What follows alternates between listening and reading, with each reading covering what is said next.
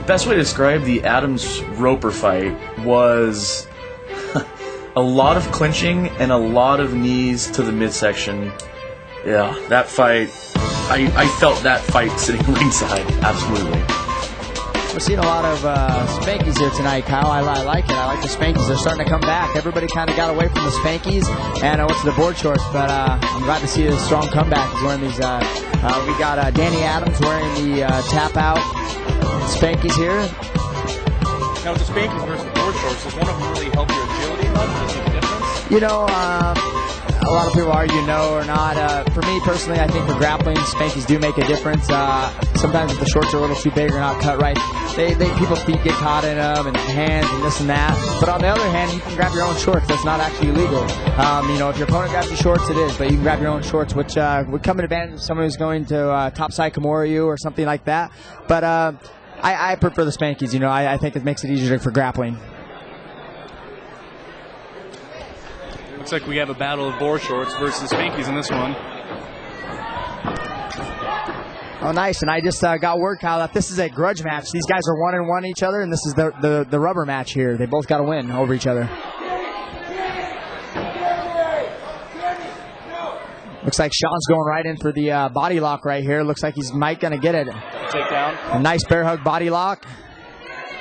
See how Sean recovers from this. So he gets his guard early.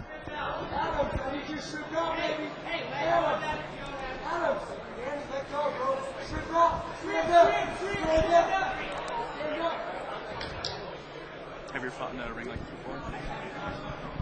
You know, the thing with the ring, you know, Kyle, it can be good and it can be bad. It kind of depends on your style a little bit. I prefer actually, even though being a grappler, I actually like the ring, which usually the ring, I would say, favors more towards strikers. But, you know, just I guess it's each his own. So the problem with the ring is you have to kind of stop and readjust the fighters at times. But the positives is it's a lot easier for the fans to see the fight in the ring as opposed to the cage. Good knees being thrown by Danny Adams right now. Landing knee after knee to the midsection. He's throwing some punches. Yeah, those kidney shots can take a toll. As you see the red mark, you know, on Sean Roper's side. I mean, ultimately, I think that's what folded him down right into mount, you know. I think Sean's going to gas himself out here trying to go for that guillotine. I don't think he realizes that he didn't have the guillotine there. He's just wasting energy.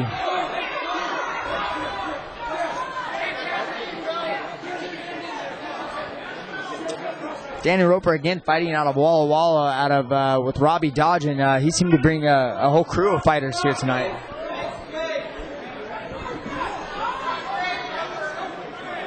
Sean's doing a good job of not taking any damage actually right now for being in such a bad position. He's nullifying Danny's striking. Looks like Danny's getting a couple shots in there now. Ultimately, Sean just hanging on to the bottom is going to gas himself out. What he needs to do is he needs to get his elbow to the mat in between Danny's knee and the mat, and or bridge and roll. That was going to be my second technique. Either bridge and roll or it's called shrimping. You get your elbow between your opponent and the mat, and you shrimp away and get your guard back. But a lot of times, just good old explosion works. Now, do you think with Danny going for that guillotine for so long, do you think his arms might be spent and that might be a factor here?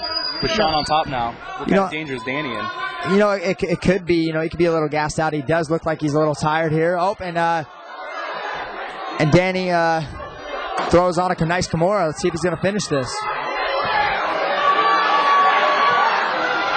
Oh, look at the grimacing on Sean's face there. He's grimacing. Oh, and the round saves him. Saved by the bell. Oh, it looks like you see Sean holding his arm here. See if his elbow's okay here. He might have popped his arm there. It could be due to exhaustion, or he might have actually hurt his arm on that Kimura there. Now that was in deep. That was. If you don't tap, things will break and pop. Trust me. As much as you want to be tough and maybe not tap, sometimes it might be the smart thing to do to not be sidelined for so long. Absolutely, man. It's they always say to live to fight another day, you know, because ultimately you're going to get your arm broke or your shoulder popped out, and you're going to not be able to continue to fight anyway, and now you're not going to fight for later on after that. So Right now they're checking on Sean in his corner, seeing if he's all right. And they call off the match. Ref stoppage. All right, Kimura must have done some damage on Sean Roper's arm. Danny was able to get the finish after the bell. Do that, Kimura. And he gets the grudge match.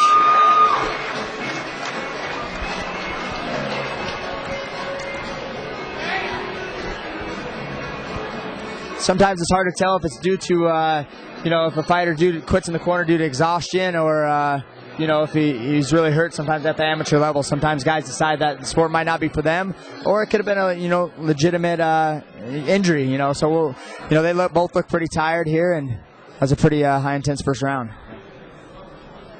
Hats off to Danny, though. Another beautiful thing about this sport is even after this was a grudge match, Danny goes and he checks on Chris to make sure,